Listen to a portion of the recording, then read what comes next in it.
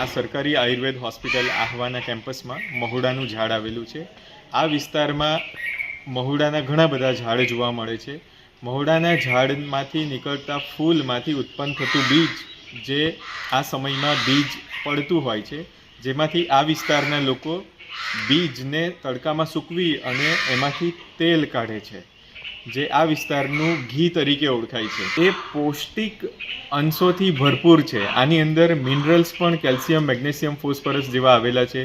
આ તેલની અંદર protein, natural fat, natural glucose અને આ ઉપરાંત વિટામિન A, D અને E પણ ભરપૂર માત્રામાં આવેલા છે। ત્યારે મહુડાની સિઝન આવે ત્યારે મહુડા એપ્રિલ મેમાં મહુડાનો બી આવે। એ બી છે તો જ્યારે પાકે ત્યારે નીચે પડે અને વીણીને પેલી એમાંથી ગુજરાતીમાં ડોળી કે અને ડાંગીમાં એને અમે ટોણબી કે એ ફોડી અને સૂકવીને પછી ઘંટીમાં જઈ અને એનું તેલ કાઢીએ।